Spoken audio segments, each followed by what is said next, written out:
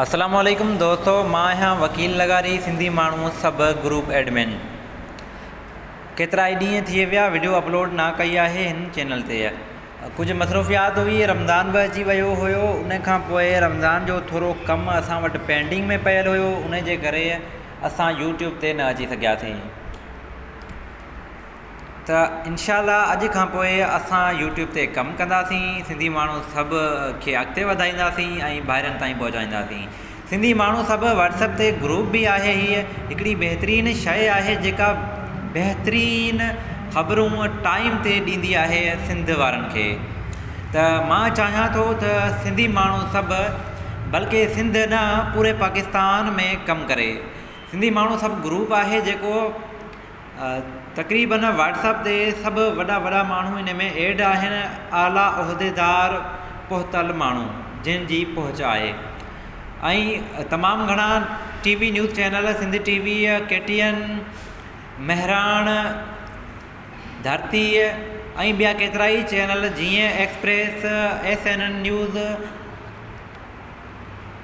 फ़हीम अब्बास ऐं ॿिया खोड़ सारा नुमाइंदा इन में एड आहिनि जेके पंहिंजूं ख़बरूं पंहिंजे चैनल जूं हर वक़्तु टाइम ते ॾींदा आहिनि। उन खां सवाइ ॿियो किथे रोड एक्सीडेंट, कंहिंजी फौतगी, कंहिंजो एक्सीडेंट, उन खां अलावा मौसम अपडेट, यानी हर क़िस्म जी ख़बर इन ग्रुप में अव्हांखे मिलंदी।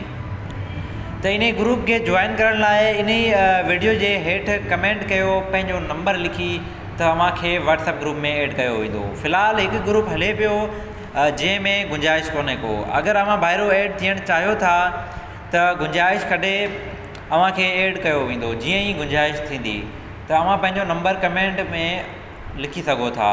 उन खां सवाइ मुंहिंजो पंहिंजो व्हाट्सएप नंबर इन ग्रुप जी चैनल जी डिस्क्रिप्शन में मिली वेंदो। अव्हां उतां डायरेक्ट मूंसां व्हाट्सएप ते राब्तो करे सघो था। ग्रुप सिंधी माण्हू सभु फेसबुक, व्हाट्सएप, टेलीग्राम इन्ही सभिनी ते मौजूदु आहे। उन खां पोइ यूट्यूब ते बि आहे, इंस्टाग्राम ते बि अवेलेबल हाणे करियूं था।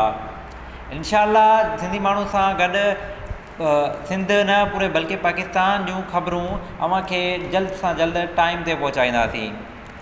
गुड बाय, अल्लाह हाफ़िज़। पंहिंजो ख़्यालु रखंदा, पंहिंजे फैमिली जो ख़्यालु रखंदा, ख़ुशि रहंदा, ख़ुशियूं विराईंदा पंहिंजनि ख़र्चनि ते।